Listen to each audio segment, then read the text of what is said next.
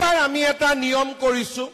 যে লৰা ছোৱালীৰ যেতিয়া কলেজত এডমিশন হ'ব এইবাৰ আপোনালোকে সাৰ্টিফিকেট বিচাৰি গাঁওবুঢ়াৰ ঘৰত যাব নালাগে ৰেশন কাৰ্ডখন দেখুৱালে প্ৰিন্সিপালে বিনামূলীয়া এডমিশন কৰি দিব আৰু কাৰো ঘৰত সাৰ্টিফিকেট বিচাৰিব নালাগে ৰনুজা অৰ্ডাৰটো দি দিব আজি যে ৰেশন কাৰ্ড থাকিলে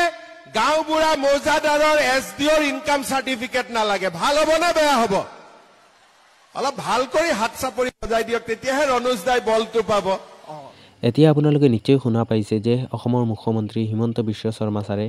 এটা মন্তব্য দিছে যে কলেজ এডমিশন সম্পূৰ্ণ বিনামূলীয়া হ'ব অৰ্থাৎ কলেজ এডমিশনত কোনো ফিজৰ প্ৰয়োজন নহয় যদি তোমাৰ ৰেশন কাৰ্ড আছে যোৱা বছৰ ইনকাম সাৰ্টিফিকেট লাগিছিল ইনকাম সাৰ্টিফিকেট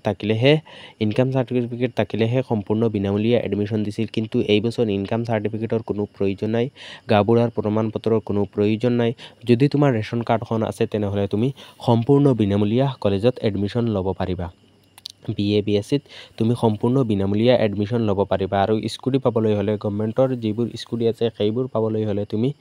কলেজত নামভৰ্তি কৰিবই লাগিব অসমৰ যিকোনো এখন গভৰ্ণমেণ্ট কলেজত নামভৰ্তি কৰিবই লাগিব এইটো হিমন্ত বিশ্ব শৰ্মা ছাৰে যোৱা বছৰ এটা মন্তব্য দিছিল গতিকে তোমালোক সকলোৱে এতিয়া যদি তোমালোকৰ ঘৰৰ ফেমিলিৰ ৰেশন কাৰ্ডখন আছে ৰেশন কাৰ্ডত তোমাৰ নাম আছে তেনেহ'লে তুমি